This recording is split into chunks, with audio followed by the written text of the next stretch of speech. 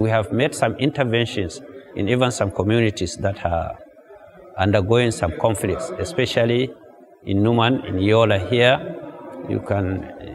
I could remember quite all right, there were some pockets of disturbances along Atiku Abubakar Road, Jimeta roundabout, the churches.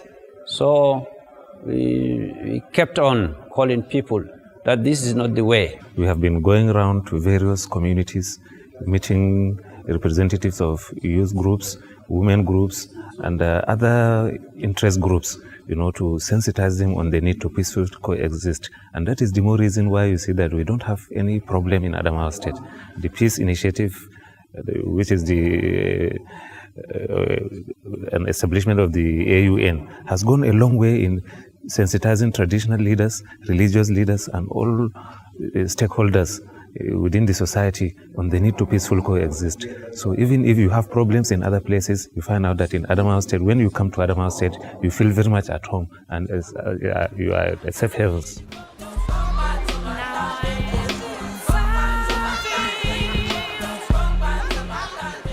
One of the very first outcomes of AUN's peace initiatives was Yola Peace Day, where parents with their children were invited for a party. This was held on the 21st of January 2012, within 2 weeks of forming the Adamawa Peacemakers initiative. We bring in the entire community under one roof, regardless of tongue, tribe, race, creed, or faith. You come and intermingle, regardless of even age. You come and intermingle, interact, we celebrate, enjoy, and happiness, as one community. That is why it is tagged Yola Peace Day. We weren't sure who would show up at the University Club. And for the first half hour, there were just a handful of people. By the end of that day, there were over 400 who came for games, for reading, for food, and really just to begin to make sure the community stayed together. That's how the Adamawa Peace Initiative began. Later, in May 2012, a local community was experiencing conflicts, and the Adamawa Peacemakers initiative paid a visit to find a lasting solution. We were there at Numan when there was a communal disturbance.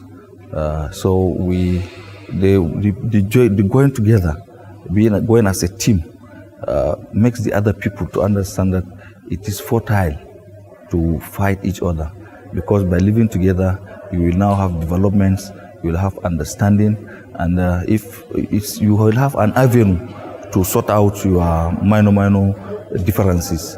Each time Yakubu Gowon visited, we consulted with Muslim leaders. We visited the Lamido of Adamawa in order to, make sure there is no gap. There is a good relationship between the Muslims and the Christians. And so we have tried also at various fora to ensure that there is good relationship and to make sure that even the pastors will relate well with the imams, and to make sure that people will not use the pulpits in making inflammatory statements that will bring about tension in our community. And so we have enjoyed relative peace. And I appreciate my brothers on the other side for the efforts they have put in our community to make sure we have peace. On September the 21st, 2013, AUN joined the United Nations to commemorate the International Peace Day. Held at AUN Community Hall, the program was organized by the Northeast Zone of the Interfaith Mediation Organization with the Adamawa Peacemakers Initiative and facilitated by the American University of Nigeria. We are the peacemaker. We are the one to show the road forward for our children to follow.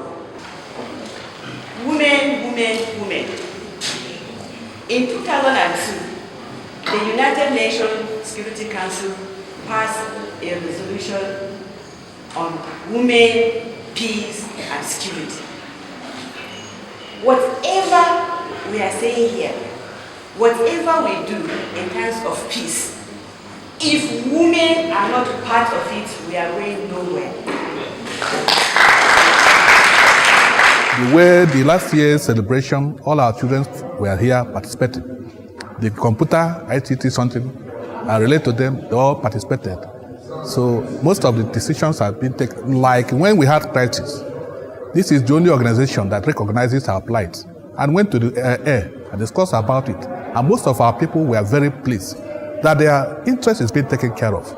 I came to understand and also know that Adamawa Peace Initiative has so many programs, and it cut across all sectors, all across communities, different backgrounds. They don't mind your background or your family background or from where you came, other tribe or religion. They interact with people no matter who you are, and they communicate with you at the same level. It's a stakeholders meeting, joining forces with forces. We have gathered momentum in knowing in wider community other people's interests and helping to be part of it. We discussed more, and I know so many things about Newman, about Fulani people, about this place, and even Bule, that is coming to have their cultural celebration very soon.